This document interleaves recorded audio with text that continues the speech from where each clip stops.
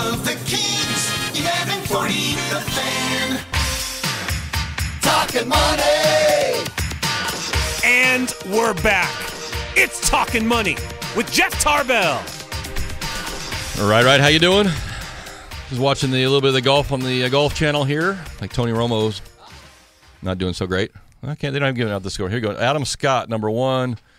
Graham McDowell, number 2. Tiger. Oh, this is the other golf. That's not these guys. These guys are not in Tahoe. I got you. They're mixing it up there. So we did get a quiz winner. So the number 1 couch potato country is Malta. I don't even know where Malta is. I didn't know it was even a country. But someone got it right from the 209. So we'll send them out some River Cats tickets. And I do want to do. We got. Let's start one more quiz question before we go to the break here, because I have our Mix It Up free 1-day beverage machine rental. The free frozen beverage machine rental should consist of 1 day of use of either 1 flavor or 2 flavor machine. They'll bring it right out to you. So if you want to have a little party of your own, we can do that. What's our quiz question there, Kent? What do you got on there? Okay, so this quiz question, this gentleman had just invented something that was a very well-known product. God, he was on every TV commercial. Every TV, yeah. We're talking about candy as a kid. This guy was on the TV infomercials before they were popular. That's right. So what was his name? Barry Beckler. Okay. And he recently passed away, and he was famous for inventing and introducing what? Which product was he was on every late-night TV show and every... So Barry Beckler passed away. He was one of the original makers of this product, and it was on every... Go ahead. For those of you that... I think this is in the same area. He's a dead ringer for... the guy's name Danny Terrio. He's a dead ringer for Danny Terrio on Dance Fever. So, yeah. For those of you that I think they were probably on TV at about the same time. Yeah. Dance Fever, the original Dancing with the Stars. That's right. So, yeah, this gentleman was famous for inventing what product? Okay, 339-1140 or text us at 44-1140, and we'll give the winner the Mix It Up margarita machine or beverage machine rental for delivered to your house. Here's a little product for our people in Malta and maybe a few people in California and in the United States. This is the latest Cellulaze, Cellulaze. Cellulaze is the latest cellulite removal machine that has just now come out and received a patent this week. It takes a tiny little incision into your body, and it goes in and basically burns the fat out from underneath. I thought you'd seen these machines before, but this is a new one. Looks like about the size of a good Apple computer. If you look at it there, a little machine on the right. So if you don't want to go to the gym, and you want to hang around on the couch potato and drink in Malta or Montenegro, that was the other M one we got. Cellulaze is done by plastic surgeons in their office, and it runs about $5,000 to $7,000 for a bilateral area, such as your thigh, and $2,500 for each additional area. So you say you spend a good $10,000. You probably have to put it on your credit card. Mm-hmm. Probably not going to have the cash for that. But $10,000, and Cellulaze will come in and burn out the fat from the inside. And I wonder if they could do like that washboard stomach for me too. How much would that be? Is it like if I could just do half at one time, is that going to look funky if I'm, if I got fat on one side and washboard on the other side? I couldn't afford the whole washboard. I had to go like a half a washboard. There you go. Now, do you go on the lower half or the upper half? I'm just going to go like right or left, right? So I'll just like cut my shirt in half. There you go. Yeah. Do the half. There you go. I'm saving up for the left side. So all my pictures are from the right side. That guy's got a killer half washboard stomach. You try doing that at the gym. It's going to hurt you. It's going to cost you $10,000. So the Cellulaze, I'm sure you'll see them on TV soon. And the people in Malta will be thrilled. Yes. Oh, and we did get off the text line that there is a Powell's in Chico, and you were thinking that might be the original. And I think it's the original one, and they moved up to Bend to open the one up in Bend. Okay, so Powell's is the flashback. We'll go yes. the old school candy. Yes. We have to do a little road trip. Maybe we could call Powell's and do like a radio show from Powell's. That'd be excellent. We would be so high on sugar when we were doing that show. You wouldn't be. You think I talk fast now?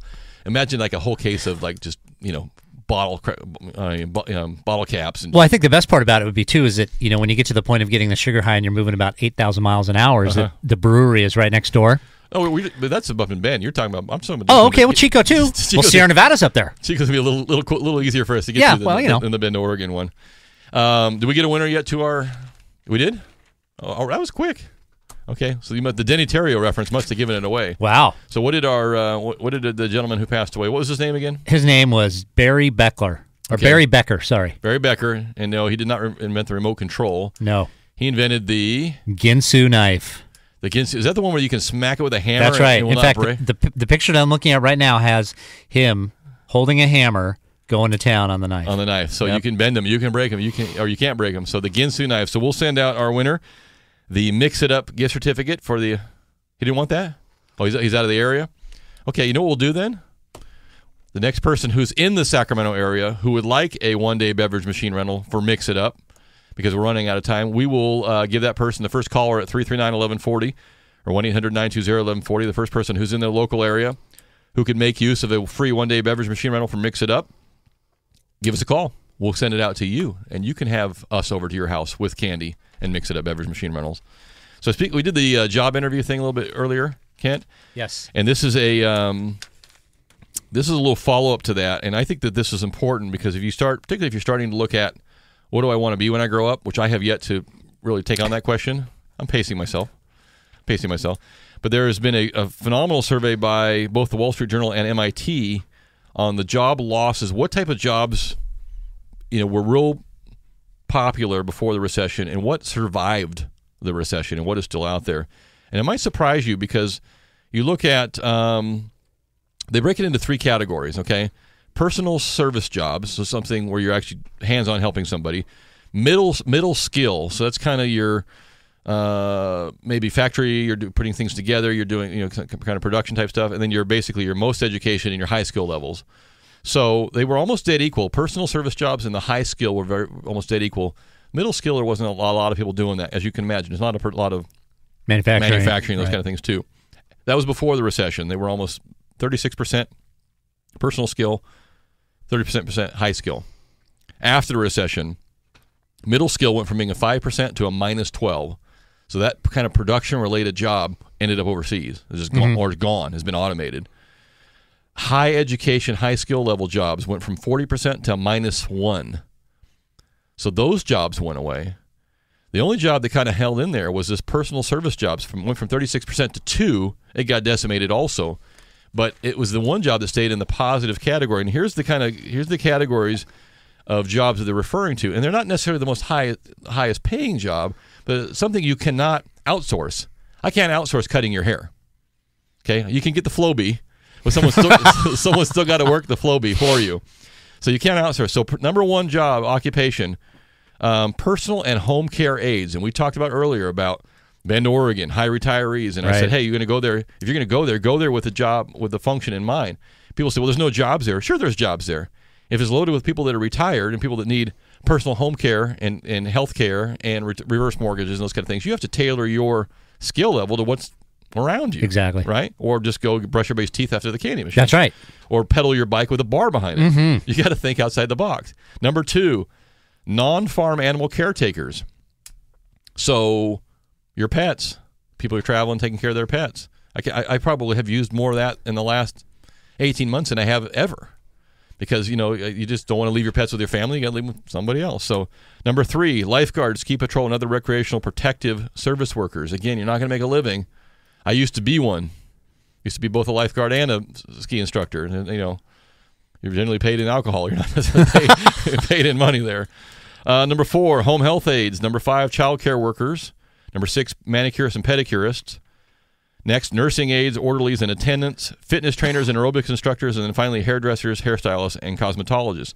All of these are in a percentage change, a positive increase in terms of percentage change. These are occupations that are growing. All other occupations, a -5% growth. These are all positive. So if you're going to look around and say, okay, what do I want to do either in my next phase of life, because my job is gone, or if you're going to be looking at school, education, okay, where should I get it? Do I have to have a master's in business anymore? Okay, those jobs have gone away, according to this scale, by they went from a plus 40% to a -1%. So there's a lot of people sitting around with a degree on the wall that aren't making any money. You might actually have to do something. So I think these are kind of surveys that are very important. You can look at and say, okay, what do I want to do? And I think the personal home care aide, you start looking around at our population, and they are getting older, and a lot of them are still very, very healthy. So they don't necessarily need to go live in a quote-unquote facility. They want to stay at their house. Right. But they need someone to come in and help them out a little bit, So I think that's going to be a huge, huge increase for job growth. So off the text line, hey, Jeff, Tony Romo's doing the same thing in the golf tournament as he does in the NFL playoffs. Choke. Yeah, there are a lot of people believe that. They're not showing any scores up there, so I'm not seeing what's going on up there. I did get a couple and I'll read these real quick during the week. So I do get emails and texts during the week. And if you want to send me a message during the week, you can do that. If you want to email me, jeff@jefftarbell.com. I got this one probably 5 times this week, and I don't know why. Can I do a HARP refinance with an FHA loan? And for those of you that are new to the HARP terminology, HARP is a program for Fannie Mae and Freddie Mac loans that does not require generally an appraisal, so you couldn't be upside down. In fact, if you heard one of my commercials during the break, it was talking about just that, about the HARP program. But if you're an FHA borrower, you don't need a HARP. FHA already has a program for you. It's called the FHA Streamline. So, and I don't know why I got that question 4 or 5, probably because HARP is just out there more and more often. So if you're an FHA borrower with an FHA loan, you don't need to wait for any specific program. There's already one for you. It's always been in place. Now, it's changed. It's gotten a little different. But if you have an FHA loan, by definition, FHA is already on the hook for you, right? So they want to make it easier for you to refinance. So they do not require an appraisal to do an FHA refinance. Prior to about 2 weeks ago, they didn't even require you to requalify. All they did was look and make sure that you're not late, you're not late on your current mortgage. You didn't have to give your W-2s and tax returns and all that stuff too. That has changed. Okay? And here's a good example of how changes occur. FHA didn't change their rule. FHA didn't say we want to see your tax returns now. Wells Fargo came out and said we're not taking on new FHA loans from people that we don't know who they are or anything about them. And so when Wells Fargo did that, everybody else followed in line. Well, if Wells Fargo's not going to buy them, we're not going to buy them. Right. So now on the FHA Streamline, you must credit qualify. Credit report, which means if you had a foreclosure or a short sale in the last 2 or 3 years, that might disqualify you. That wasn't a factor before. If you lost your job or you're not working right now, you're not going to be able to do that. That's very similar to HARP. Okay, HARP requires the same thing. We want to make sure that you can qualify for the loan. We don't necessarily care about the value of the property, but we want to make sure that you qualify. And here's the reason why, is that lender A doesn't want lender B's junk, okay? And they don't want to end up with a bunch of loans from people who've all lost their job or who aren't going to be able to pay. So they want to make sure what they're getting is from a borrower who can at least continue to make the payments. They know the property's upside down, but they want to make sure you can at least pay. FHA Streamlines have one other little factor that you should know about. Because I can tell you right now that if you have an FHA loan or a VA loan, by the way, you're getting bombarded with mail. And a lot of mail from people that come out of the state or from Southern California, and it comes around. And it sounds really great, but there are rules to it. And you don't just get to sign your name and refinance. You must prove to FHA that you're saving 5% on your payment. Not 5% rate, but your payment's dropping by 5%, and it's called a net tangible benefit. There has to be a reason for doing it. They don't want you to be jammed into another loan, paying a bunch of fees, only to find out that you got no benefit for doing it. Exactly. So you have to save at least 5%. So keep that in mind. It's gotten a little more difficult, but you don't have to go through HARP. Okay, you can do it.